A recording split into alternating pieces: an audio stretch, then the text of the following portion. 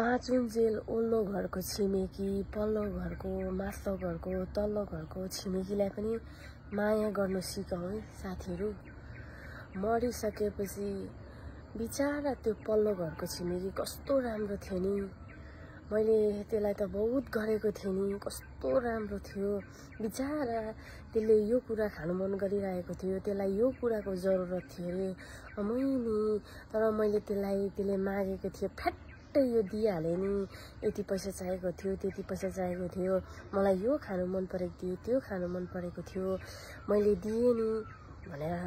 मरिसके पछाडि भनेर के गर्नुहुन्छ, बाँच्दैखेरि गर्नुहोस्। उसले मिलेर उसलाई के को जरुरत छ, पल्लो घरको छिमेकीलाई के कुराको जरुरत छ, ओल्लो घरको छिमेकीले के गर्दा चाहिँ पल्लो घरको छिमेकीको प्रगति हुन्छ, त्यो सोचिदिनुहोस् हैन।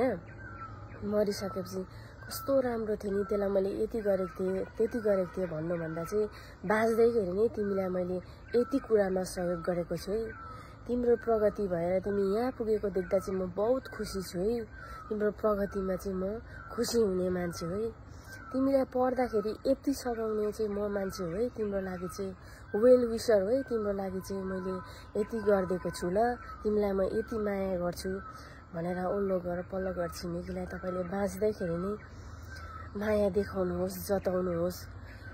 बाँच्दाखेरि चाहिँ पल्लो घरको प्रगति हुँदा, तल्लो घरको प्रगति गर्नु खोज्दा खुट्टा तान्ने त्यो त खत्तम हो नि। त्यो राम्रो खालको छैन नि, ठिक मान्छे त होइन नि। त्यो तलतिर घरको झन् खत्तम, परतिर घरको छिमेकी त्यसको त झन् कुरै नगरौँ भन्नुभन्दा चाहिँ बाँच्दैखेरि नै तपाईहरुले चाहिँ एक अर्कालाई सपोर्ट गरेर, छिमेकीलाई माया गरेर, छिमेकीमा तालमेल मिलेर देखाएर बस्नुहोस् हैन।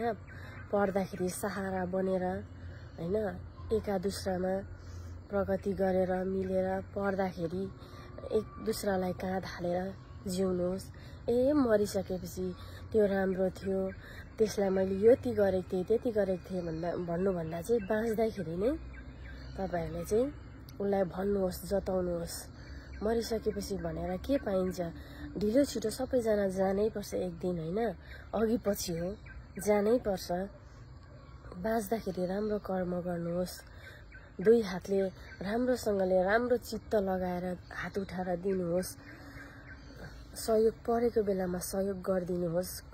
प्रगति भयो भने कुरा काट्दै खुट्टा तान्दै नहिँडिदिनुहोस्। प्रगतिमा साथमा साथ दिनुहोस्, हौसला दिनुहोस्। उसलाई अगाडि बढ्ने जोस जागर मिलोस् एका दुस्रा छिमेकीमा। पढ्दाखेरि चाहिँ एकदम छिमेकी मिलेर बसेर सबै कुरा अगाडि बढ्न सिकौं। साथीहरू मानवतामा जिउँ, म चाहिँ त्यही भन्छु। Good morning, have a nice day.